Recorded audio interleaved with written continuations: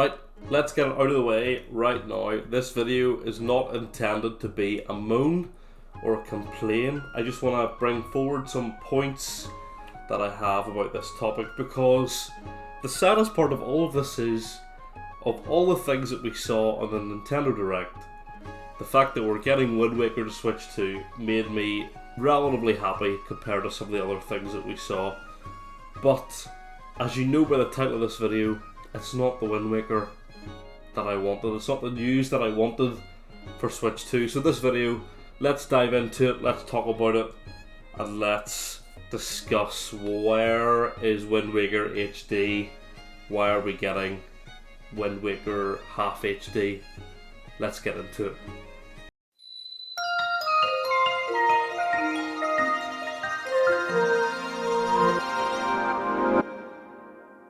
Welcome back to the Zelda Realm YouTube channel. My name is Joe, and it's great as always to have you with me. Thank you so much for the pretty insane support on last week's video. I've picked the two highest rated comments to share with you now, and as always guys, if you want to be involved, just comment down below and you could be in next week's video. We're on the road, we're marching towards 1,000 subscribers, and if you don't already know, at 1,000 subscribers I will then be recording and releasing a Tears of the Kingdom retrospective. It'll be the biggest video so far on the channel, and it'll require a lot of work, but I'm banking on the fact that I won't reach that until after Switch 2, because I want all the footage to be 60 frames.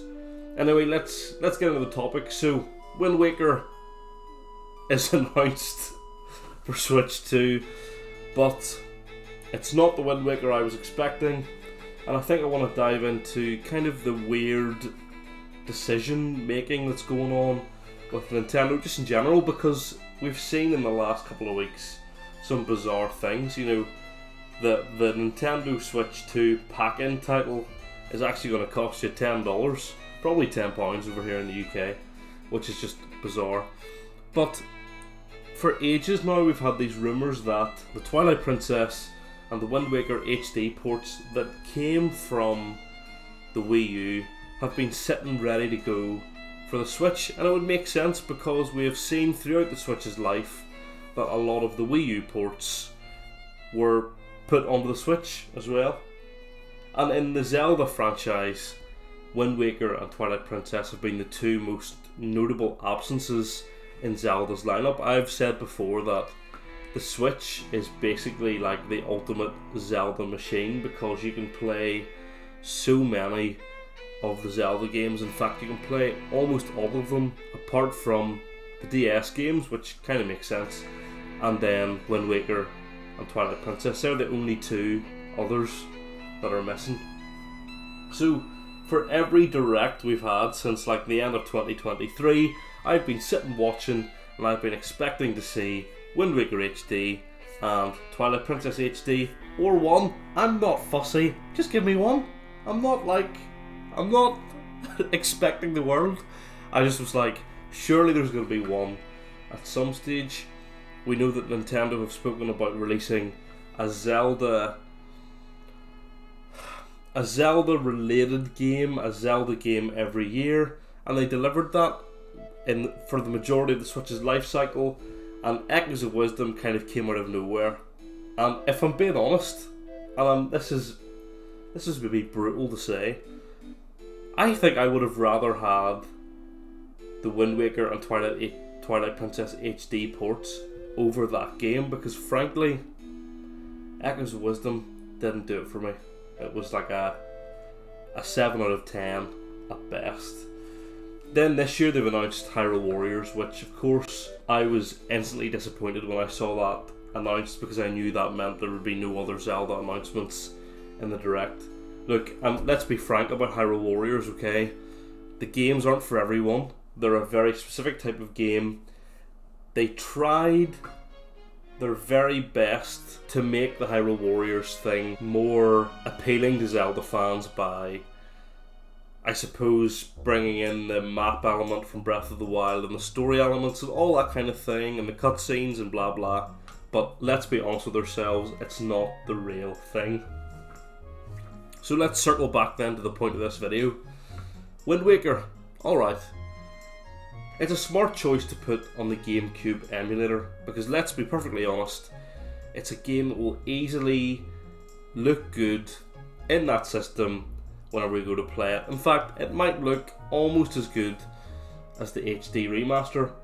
My worry is that it won't control necessarily as well as the HD remaster will have done, because it might not necessarily be optimized for the Switch controllers. So let's say I go to play on my Switch 1 Pro controller, right? They are trying to sell the GameCube controllers. Bear in mind we had a GameCube controller for the Switch 1, but we now have a GameCube controller for Switch 2 because it's got the wee fancy C button along here that these don't have and that any others don't have. I just really hope that it controls well. That's kind of my main thing. We've seen some footage from the treehouse, and I've probably overlaid that over this video of them playing through the starting section of Wind Waker, which it looks really good. Like, to be fair, it looks really good. But I just don't understand what's going on. These ports are sitting ready to go. Let's please everyone by putting out Wind Waker HD and Twilight Princess HD. I haven't played Wind Waker since I was a child, so I never had the Wii U. I played it on the GameCube. I don't have many memories of it personally. Going back to Wind Waker will be as close to a fresh first playthrough of any Zelda game than any of the others, because it's been the longest amount of time since I've last played that game. And I was excited to play like the enhanced definitive edition. I've kind of spoken about how Breath of the Wild and Tears of the Kingdom, these like Switch 2 editions, they are like the definitive way of playing those games. For me, I think having seen footage from Wind Waker HD and Twilight Princess HD, they are the definitive ways to play those two titles. The nicer graphics, looking great, all that kind of thing. So it's going to be really interesting when it releases on June the 5th when it comes out, but it's not the Wind Waker I wanted. And I hear you already saying beggars can't be choosers.